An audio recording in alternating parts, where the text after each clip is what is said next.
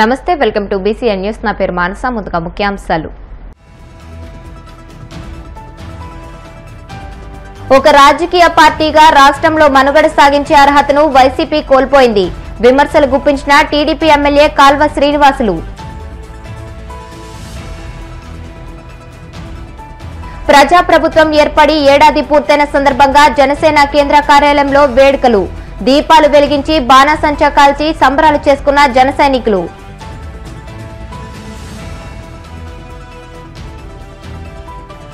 Bengaluru Chinnaswamy stadium వద్ద జరిగిన తొక్కిసలాట్లో 11 మంది మృతి. ఫ్రాంచైజీ రాజకీయ నేతల తీరుపై సర్వత్రా విమర్శలు.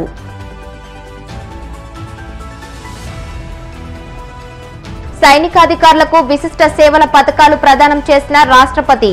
30 మందికి పరమ విశిష్ట, 5గురికి ఉత్తమ యుద్ధ, 57 మందికి అతి విశిష్ట సేవా పథకాలు ప్రదానం.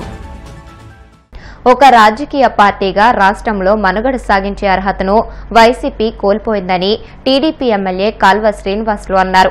మంగళగిరి టీడీపీ కేంద్ర కార్యాలయంలో ఆయన మీడియాతో మాట్లాడుతూ ప్రజలు తమ ఓటు హక్కు ద్వారా ఇచ్చిన తీర్పు వెలువడిన రోజును వైసీపీ నేతలు వెన్నుపోటు దినంగా ప్రకటించి నిరసనలు తెలుపుతున్నారని ధ్వజమెత్తారు. ప్రజలు ఇచ్చిన అధికారాన్ని దుర్వినియోగం చేసి వారితోనే చీకొట్టించుకున్న జగన్ నేడు అదే ప్రజలను వెన్నుపోటుదారులుగా చిత్రీకరిస్తూ నిరసనలు చేయడం ఏమిటని ప్రశ్నించారు. ఆంధ్రప్రదేశ్ రాష్ట్ర ప్రజలు సరిగ్గా ఏడాది క్రితం చెప్పిన తిరుగులేని ప్రజా తీర్పు ఫలితాలు వెలువడిన రోజు భారతదేశ రాజకీయ చరిత్రలో ఏ కూటమికి ఏ రాష్ట్రంలోనూ ఎప్పుడూ ఎవ్వరూ ఇవ్వని విధంగా 93% స్ట్రైక్ రేట్తో 164 స్థానాలు రాష్ట్రంలో ఎన్డీఏ కూటమికి ఇచ్చిన రోజు. ఈ ప్రజా తీర్పుకు ఎన్డీఏ కూటమి శిరస్సు వంచి ప్రజలకు నమస్కరిస్తూ ఉంది. ప్రజలిచ్చిన అధికారాన్ని ఒక బాధ్యతగా భావించిన ముఖ్యమంత్రి నారా చంద్రబాబు నాయుడు గారు, అట్లాగే ఉప ముఖ్యమంత్రి పవన్ కళ్యాణ్ గారు, ప్రధానమంత్రి నరేంద్ర మోడీ గారి ఆశీస్సులతో అనేక ప్రజా సంక్షేమ కార్యక్రమాలు చేపడుతూనే రాష్ట్ర అభివృద్ధికి ఏడాది కాలంలో బలమైన పునాదులు వేయగలిగారు. ఈ ప్రజా తీర్పు వెలువడిన ఈ రోజు వైసీపీ వెన్నుపోటు దినమని ప్రకటించి రాష్ట్ర వ్యాప్తంగా నిరసనలు తెలుపుతా ఉంది. వెన్నుపోటు అంటే ఎవరికి వెన్నుపోటు పడిచారు? ప్రజలు జగన్కు వెన్నుపోటు పడిచారా? అంతకుముందు 5 ఏళ్లు జగన్ ప్రజలకు వెన్నుపోటు పడిచారు. ఎన్డీఏ కూటమికి గత ఎన్నికల్లో 1,83,58,743 మంది ఓట్లేశారు ఈ రాష్ట్ర ప్రజలు. అంటే 55.2% మంది ఓట్లు ఎన్డీఏ కూటమికి వేశారు. ఈ 1,83,00,000 మంది తీర్పును వెన్నుపోటుగా చిత్రీకరిస్తున్న జగన్మోహన్ రెడ్డిని ఏమనాల? ఒక రాజకీయ పార్టీకి అధ్యక్షుడిగా ఉండి 5 ఏళ్ళు ఒక రాష్ట్రానికి ముఖ్యమంత్రిగా పనిచేసిన వ్యక్తి ప్రజా తీర్పును అపహాస్యం పాలు చేసే విధంగా, ఓట్లేసిన ప్రజలను అవమానించే రీతిలో ఈ రకమైన వెన్నుపోటు దినమని ప్రకటించడం అనేది అత్యంత దుర్మార్గమైన చర్య. ఎవరికి వెన్నుపోటు పొడిచారో జగన్మోహన్ రెడ్డి ఆత్మ పరిశీలన చేసుకోవాలి. అంటే ఇంత గొప్ప తీర్పు ఇచ్చిన ప్రజలను అవమానించే విధంగా దానికి ఆ రకమైన పేరు పెట్టడం అనే దుస్సాహసానికి జగన్మోహన్ రెడ్డి ఎందుకు ఒడిగడతా ఉన్నాడు?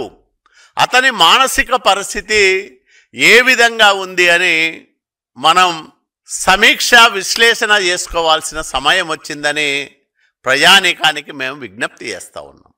రాజకీయాల్లో అనేక మంది నాయకులు వస్తూ ఉంటారు, పార్టీలు వస్తూ ఉంటాయి, ఎన్నికల్లో పోటీ చేస్తూ ఉంటాయి. కొన్ని పార్టీలు 10 ఏళ్ళు 20 ఏళ్లకు కనుమరుగైతూ ఉంటాయి. జగన్మోహన్ రెడ్డికి 2019లో ప్రజలు 151 స్థానాలిచ్చి గౌరవించారు. మేము ఆ రోజు వెన్నుపోటు అనలేదే, ప్రజా తీర్పును గౌరవించాం.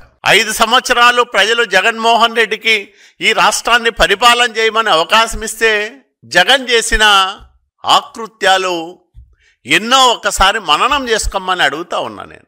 జగన్మోహన్ రెడ్డి అవినీతికి, అసమర్థతకు, అన్యాయాలకు, అరాచకాలకు ఈ రాష్ట్ర ప్రజలు ఎంతగా బలైపోయారో ఒక్కసారి మననం చేసుకోమని నేను సమాజంలో ఉండే మేధావులకు, ప్రజలకు విజ్ఞప్తి చేస్తూ ఉన్నా. 5 ఏళ్ల విధ్వంసం, 5 సంవత్సరాల అరాచకం ఇప్పటికీ కళ్ళ ముందు మెదలాడుతూ ఉన్నాయి. ప్రజావేదిక కూల్చివేతతో ప్రారంభమైన జగన్మోహన్ రెడ్డి విధ్వంసకర పరిపాలన వల్ల ఈ రాష్ట్రం ఎంతగా నష్టపోయిందో కళ్ళారా చూశాం. భయానకమైన పరిస్థితులు. రాజకీయ పార్టీలు, ముఖ్యంగా తెలుగుదేశం పార్టీ నాయకులు, కార్యకర్తలు, జనసేన నాయకులు, చివరికి బీజేపీ వాళ్ళపైన కూడా కేంద్రంలో అధికారంలో ఉన్నారనే ఇది కూడా లేకోకుండా వాళ్ళపైన కూడా దౌర్జన్యాలు చేసింది వైసీపీ. ప్రజలకు బాధ్యతగా పరిపాలన చేస్తూ ఉంటే ఒక ప్రజాప్రభుత్వం పైన నిత్యం విషం చిమ్ముతూ ఉండడం వైసీపీ బాధ్యతనా అని అడుగుతా ఉన్నా. ఇది మీకు సమంజసమా అని అడుగుతా ఉన్నా. ప్రతిపక్ష హోదా కూడా ప్రజలు ఎందుకు ఇవ్వలేదనే ఒక ఆత్మవిమర్శ ఎప్పుడైనా జగన్మోహన్ రెడ్డి కానీ వైసీపీ నాయకత్వం కానీ చేసుకుందే ఈ ఏడాది కాలంలో అని నేను అడుగుతాను. నరకాసుర వధను దీపావళిగా చేసుకున్నట్టే రాష్ట్రంలో జగన్ రాక్షస పాలన అంతమై ప్రజాస్వామ్య పాలన మొదలై ఏడాది పూర్తయిన సందర్భంగా రాష్ట్ర వ్యాప్తంగా జనసేన నాయకులు, వీర మహిళలు సంబరాలు నిర్వహించినట్టు మంత్రి కందుల దుర్గేష్ తెలియజేశారు. ముఖ్యమంత్రి చంద్రబాబు, ఉప ముఖ్యమంత్రి పవన్ కళ్యాణ్ నాయకత్వంలో రాష్ట్రంలో సుపరిపాలన సాగుతుందన్నారు. 2024 సార్వత్రిక ఎన్నికల్లో కూటమి ఘన విజయం సాధించి బుధవారానికి ఏడాది పూర్తయిన సందర్భంగా మంగళగిరిలోని జనసేన కేంద్ర కార్యాలయంలో ఘనంగా వేడుకలు నిర్వహించారు. వీర మహిళలు రంగవల్లులు తీర్చిదిద్దారు. సాయంత్రం కార్యాలయం ముందు దీపాలు వెలిగించి బాణసంచ కాల్చారు. పరిపాలనకి చరమగీతం పాడి ఖచ్చితంగా సంవత్సరం అయినటువంటి శుభ సందర్భంలో శ్రీ పవన్ కళ్యాణ్ గారి యొక్క నాయకత్వంలో జనసేన పార్టీ కూటమిలో కీలకమైన పాత్ర పోషించి ఈ రాష్ట్రంలో ప్రజాస్వామ్యబద్ధమైన సుపరిపాలన అందిస్తూ నడుస్తున్నటువంటి చరిత్రలో మొట్టమొదటి సంవత్సరం ముగిసింది.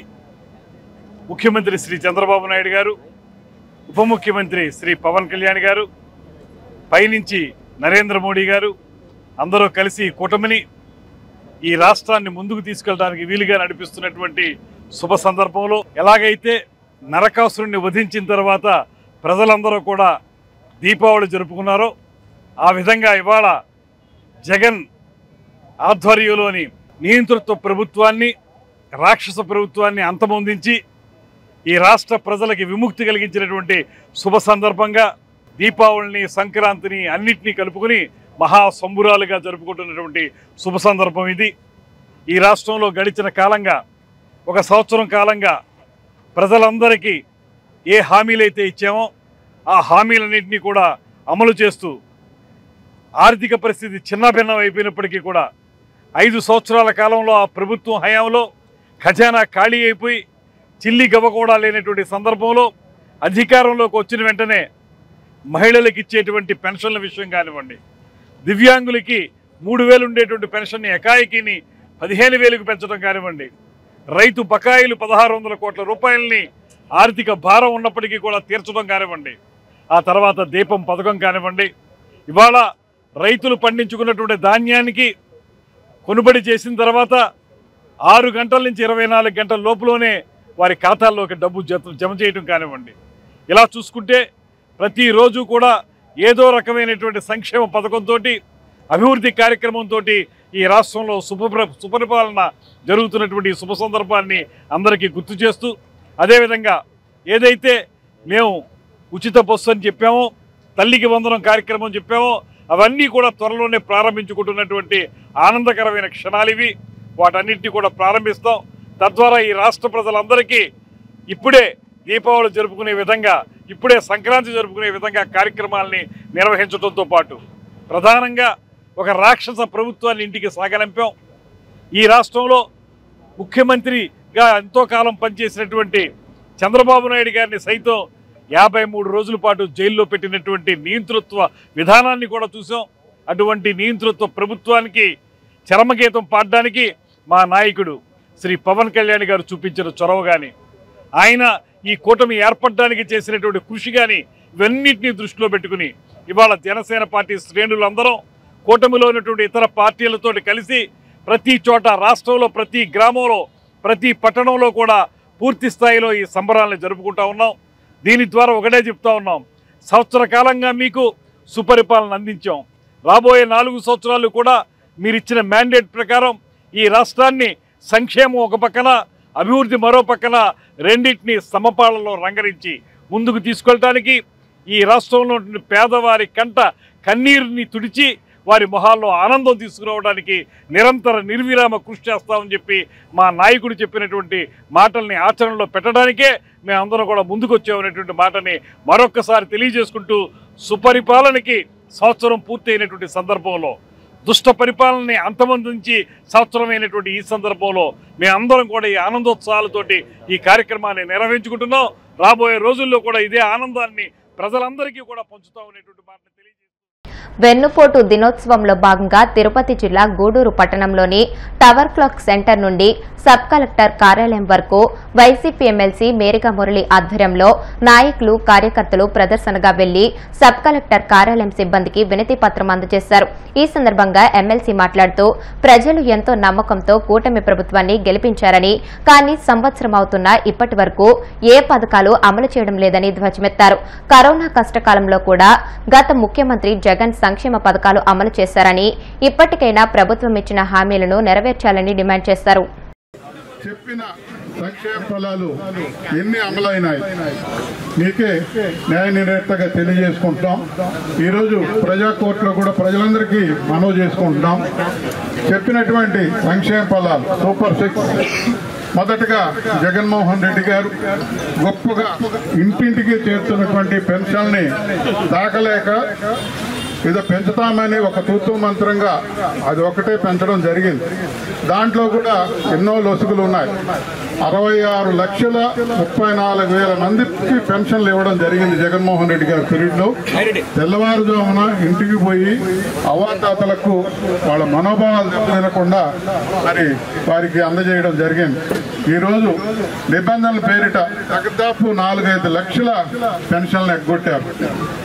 ఏమంటే ఆ రోజు అవినీతి జరిగిందని మాట్లాడారు. పెన్షన్ల కోసం క్యూలో నిలబడితే జగన్మోహన్ రెడ్డి గారు తండ్రి గారైనట్టు వైఎస్ రాజశేఖర రెడ్డి గారు ఒక 200 ఆ రోజు 200 కోసం క్యూలో నిలబెడితే వాళ్ళకి అనిపిస్తున్న పేదరికం, వాళ్ళ కొడుకులు గొప్ప ఉద్యోగాలు ఉండొచ్చు, ఆ తల్లిదండ్రుల్ని పట్టించుకోకుండా వాళ్ళు పేదల కింద లెక్కొస్తారు, వాళ్ళు క్యూలో నిలబడ్డారు కాబట్టి వాళ్ళకి ఇచ్చేయండి, ఏ ఎంక్వైరీలు అవసరం లేదన్న చెప్పిన గొప్ప మహానుభావుడు.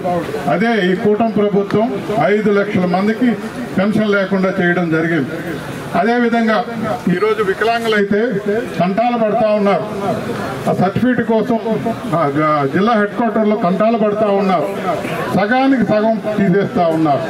ఈ రకంగా మరి ఆ రోజు మాట ప్రకారం అందరికి ఇస్తాము, ఇంకా అర్హతలు కలిగిన వాళ్ళందరూ కూడా ఇస్తామని మాట్లాడి 5 లక్షల మందికి వెన్నుపోటు పడడం జరిగిందని కూడా నేను ఈ సందర్భంగా మనం చేస్తున్నాం. అదే రకంగా ఆడబిడ్డ నిధి అని చెప్పారు. 1,500 రూపాయలు 19 ఏళ్ళు పెరిగిన 59 సంవత్సరంలో ఉండే వాళ్ళకి నెలకు 15,000, అంటే 60 ఏళ్ళు ఉండే వాళ్ళకి 4,000 పెన్షన్ ఇస్తాం. కాబట్టి 59 సంవత్సరాలు ఉండే వరకు ఆడబిడ్డలందరికీ 18 సంవత్సరాలు పైబడిన 19 సంవత్సరాల నుంచి 1,500 రూపాయలు ఇస్తానని ఆర్భాటంగా ప్రకటించడం జరిగింది. అంటే ఒక ఆడబిడ్డకి 1,500 అంటే ఇంచుమించు 18,000 సంవత్సరానికి ఇవ్వడం జరిగింది. ఈ సంవత్సరంలో ఎవరికైనా 1,800 రూపాయలు ఎక్కడైనా ఇవ్వడం జరిగిందా అని మిమ్మల్ని న్యాయ నిర్ణేతలుగా మిమ్మల్ని అడుగుతున్నాం. ఒక సంవత్సరం కాలం పాటు అయిపోయింది, ఇంకో సంవత్సరం మొదలవబోతుంది. అంటే అది 18,000, ఇదొక 18,000, 36,000 రూపాయలు బాకీలు మరి ప్రతి ఆడబిడ్డకి ఈ ప్రభుత్వం ఉందని ఈ సందర్భంగా తెలియజేసుకుంటున్నారు. అదే రకంగా నిరుద్యోగులకి బాబు వస్తే జాబ్ వస్తుంది, అలా చేయకపోతే 3,000 రూపాయలు నిరుద్యోగులందరికీ కూడా ఇస్తామని చెప్పి ప్రామిస్ చేశారు. ఒక్కొక్క నిరుద్యోగికి 3,000 అంటే ఇంచుమించు 12 నెలలు 36,000 రూపాయలు ఇవ్వాలి. మరి 36,000 ఎవరికి ఇవ్వలేదు. సంవత్సరంలో ఎవరికి ఎక్కడ కూడా ఇచ్చిన దాఖలు లేవు. ఇప్పుడు కాసేపు ప్రకటనలు.